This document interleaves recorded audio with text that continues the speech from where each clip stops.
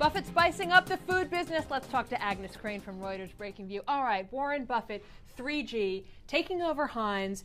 Kind of blindside people? Why Buffett? Why now? Yeah. Why this business? Well, I think people have been waiting for Buffett to do something big. He's been talking about doing a $20 billion deal for ages. So, I mean, the fact that he's found something shouldn't be as much of a surprise. We didn't expect it today. Right. And also that he's partnering with 3G. 3G is who are they? They're basically a private equity firm, even though that they would quibble with that title since they hold some of their holdings for a long period of time. But they're essentially coming in. They were the ones that approached Heinz and said that they wanted to buy. Is it a Brazilian company or with Brazilian? It's Brazil. It's some of the principals are Brazilian. The three principals are Brazilian. Right. And so they essentially, they want to buy Heinz. They own Burger King. Right. They also so they're in the food business. They're in already, the food business right. already. They see it as something. It's an iconic brand that you can basically put onto a global platform, and they can kind of grow the business that way. Okay. So essentially, and then they partnered up with Buffett, who's really looking for a way to put his money to work. He's got like $27 billion worth of cash just sitting around that he wants to put to work. So. Okay. So do you think we'll see more partnerships between 3G and Buffett going forward?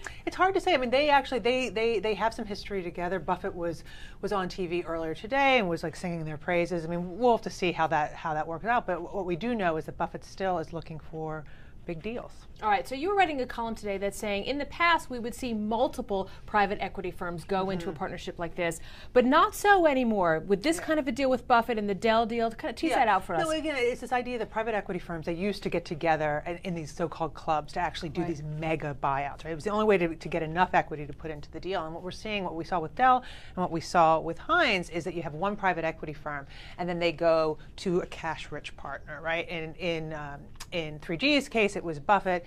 In Dell's case, it was Michael Dell, the founder of the company, but also Microsoft, who also injected some capital.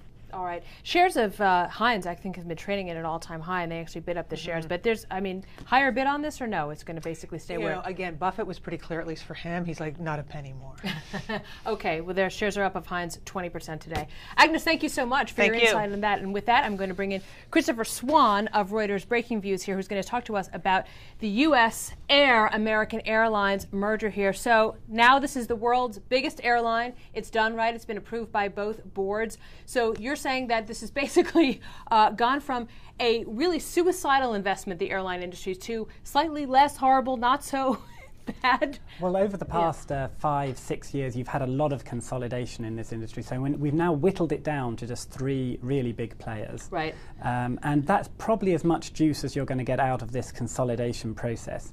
So my suggestion is there are very draconian rules that limit foreign ownership of US airlines, presumably over security concerns to some degree.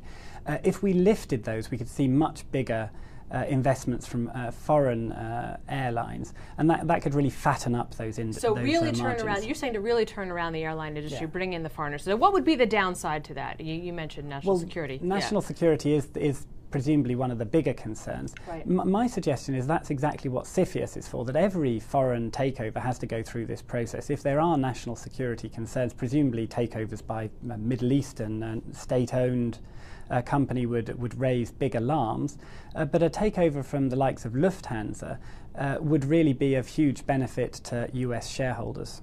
I like Lufthansa. It's a very nice airline to fly. Great airline. It is a great airline. All right, so American Airlines obviously is the company. The AMR creditors get 72%. It's going to be based in Dallas-Fort Worth. US Air CEO is going to be running this company, and eventually they wooed over a lot of the employees there in this deal, which was a lesson that they learned from the flubbed Delta deal before. All right, Christopher Swan, thank you so much. I'm going to move now to the hot spot, where in Guestapalooza here, we have guest number 3, Conway G. Gittins. He's going to join me about some stocks that are moving today. All right, Conway, you were on before talking about this. Anheuser-Busch InBev, they want this Grupo Modelo deal to go through, right? DOJ blocked it before, but they have come up with another plan. Fill us in. Yeah, Anheuser-Busch InBev called the DOJ and said, "What's up? Why you won't let this Quote deal unquote. go? Why you won't let this deal go through?" So they said, "Here's what we're going to do." Now I know this is your show, but I'm going to ask you to walk with me to the board. Uh-oh. Right? Nice. Because there's a lot of players involved here. So this is what ABM InBev wants Modelo, the 49% that it doesn't own. So it says, here's what we're going to do. We're going to sell 50% of Crown, the distributor of Modelo's beers, to Constellation. But Constellation will have rights to sell Modelo products in the U.S. Like Corona, Yes. which is the biggest one. Right, which is what the problem was. The DOJ said that if we give you Corona, you already have 50, ABM and InBev, you Right. already have 50% of the market. If we give you Corona, you have more and you could lock in prices. So what ABM InBev is doing, they're giving Modelo the Constellation brands in the U.S. only. They're keeping Modelo outside of the U.S., which includes Mexico. Mexico is the 4th largest beer market in the world, and so that's where they're hoping to get some of the money from. Gotcha. All right, let's move back to the hotspot here because we're going to move on to GM here and talk about the $900 in the fourth quarter, $900 million in the fourth quarter profit. Not bad, but they've got still these huge losses in Europe, the Opel brand there. Yeah, it's all about Europe. Look at the fourth quarter. GM lost $699 million. Yeah. In 2012, they lost $1.8 billion in Europe. That was double what they lost in 2011. And the CEO says, don't bet on a meaningful recovery in Europe anytime soon. I mean, just today we got new figures on GDP out of Right. the Eurozone, the recession getting deeper there. So they're not getting any help at all from Europe, and things not all that great in the U.S. as well. Basically, they're having to pay people to buy take the cars. cars off the lot. Basically, a Black Friday sale happened the whole of the fourth quarter for GM. They were actually upping the incentives in order to get rid of trucks so that they can get those trucks off the lot so that the new trucks will have room and they can sell those trucks. All right, stock of GM is down 2% today. Very quickly, I'm going to talk about Nu Skin because Muddy Waters, run by Carson Block, he's shorting Nu Skin. Stock is down 3% today. In August, actually, Citron Research, which is run by Andrew Left, said that Nu Skin's business in China basically called it a pyramid scheme. So not the first time that Nu Skin taken some heat here, and again, Nu Skin stock on Muddy Waters shorting it down 3% today. All right, and finally, we talk about the 13F filings that are trickling in today in which institutional investors obviously disclose their equity holdings. Apple, we know Leon Cooperman, Omega Advisors, has pulled out of Apple. Same with Jana Partners. Herbalife, of course, we love that battle. Icon, Ackman, long, short. What's going to happen there? Financials. We had our own Rhonda Schaffler. She talked to our Reuters hedge fund reporter, Katya Wachtel, about whether financials are still an attractive place to be. Take a listen to what Katya had to say. Financials is always really interesting, and a number of the really big hedge funds kind of are very savvy about financials and get in and out of massive chunks of that stock very often. So Paulson, he's big into financials. He owns Bank of America and Capital One as of Q3. They're stocks that were actually down in January, so we'll be interested to see what he did in Q4.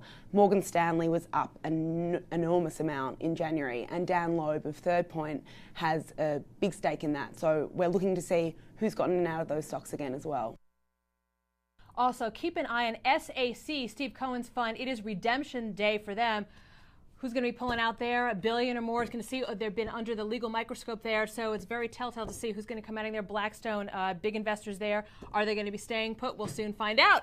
That does it for today's Trading at Noon. Remember, follow us on Twitter at Reuters Insider and get more videos at Reuters.com/ReutersTV. I'm Lisa Bernhard. This is Reuters.